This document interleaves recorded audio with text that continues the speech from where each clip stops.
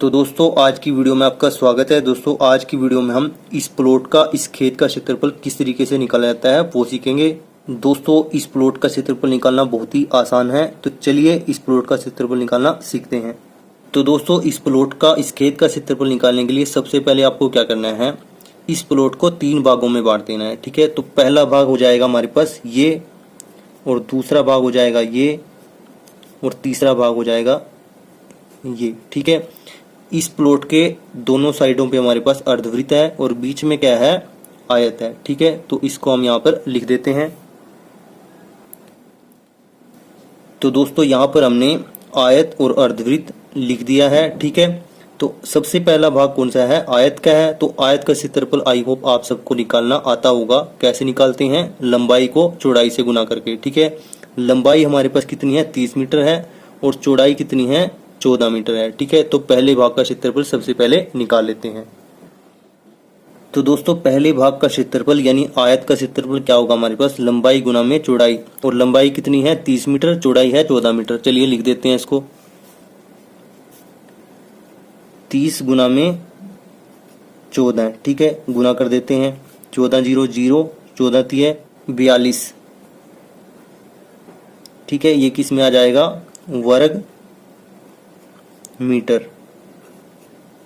ठीक है, क्योंकि क्षेत्रफल को हम हमेशा स्क्वायर में यानी वर्ग में नापते हैं। यूनिट हमारे पास क्या है, मीटर है। ठीक है, तो पहले भाग का क्षेत्रफल आ गया 420 वर्ग मीटर। ठीक है, तो दोस्तों चलिए अब दूसरे और तीसरे भाग का क्षेत्रफल भी निकाल लेते हैं। दूसरा भाग भी अर्धवृत्त है और तीसरा भाग भी अर्धवृत्त है। ठीक है, इन दोनों को मिलाकर एक पूरा वृत्त बन जाएगा जिसका व्यास कितना है, 14 मीटर है। ठीक है, तो हम क्या करेंगे, दूसरे और तीसरे भाग का इकट्ठा क्षेत्रफल निकाल लेंगे, और हम किस फॉर्मूले का उपयोग करेंगे, जो एक वृत्त का फॉर्मूला होता है, वृत्त का क्षेत्रफल निकालने का फॉर्मूला होता है। ठीक है, चलिए इसको यहाँ पर लिख देते हैं। तो दोस्तों दूसरे और तीसरे भाग का क्षेत्रफल क्या होगा, जो कि एक पूरा वृत्त है, क्या होगा, पाई आर स्क्वायर। ये एक वृत्त का क्षेत्रफल निकालने का फॉर्मूला है। ठीक है, और पाई की वैल्यू क्या होगी दोस्तों, 22/7। ठीक है, तो चलिए इसको निकाल लेते हैं। दोस्तों यहाँ पर आर क्या है, हमारे पास त्रिज्या है। ठीक है, और इस वृत्त का व्यास कितना है दोस्तों, हमारे पास 14 है। तो व्यास का आधा क्या होता है दोस्तों, त्रिज्या होती है। ठीक है, यानी 14 का आधा कितना बन जाएगा, 7 बन जाएगा। ठीक है, वो क्या होगी दोस्तों, इसकी 7 मीटर क्या होगी, त्रिज्या होगी। ठीक है, दोस्तों वृत्त का व्यास होता है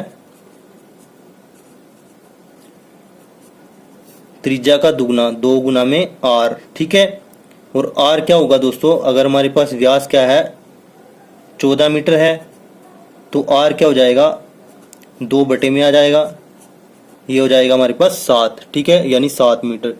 तो हम आर की जगह क्या लिखेंगे, 7 लिखेंगे। ठीक है, तो चलिए इसको यहाँ पर हल कर लेते हैं। 22/7 आ गया, आर की जगह 7 लिखेंगे, और आर कितनी बार आएगा, 2 बार आएगा, क्योंकि यहाँ पर आर का क्या है, स्क्वायर है। आर स्क्वायर का मतलब होता है आर गुना में आर। ठीक है, तो चलिए 7 से 7 काट देते हैं और इसको गुना कर देते हैं। 7 दूनी 14, 7 दूनी 14 और 1 15। तो इसका क्षेत्रफल क्या आया, दूसरे और तीसरे भाग का 154 वर्ग मीटर। क्षेत्रफल को हमेशा वर्ग में नापा जाता है। ठीक है, और मीटर क्या है, यहाँ पर हमारे पास यूनिट है। तो दोस्तों यहाँ पर हमने तीनों भागों का क्षेत्रफल निकाल लिया है, और इस प्लॉट का, पूरे प्लॉट का क्षेत्रफल क्या होगा, इन तीनों भागों का जो क्षेत्रफल है उनको जोड़कर इस पूरे प्लॉट का क्षेत्रफल निकल जाएगा। ठीक है, तो चलिए इनको जोड़ देते हैं, यानी 420 में जोड़ देना है हमें 154 को।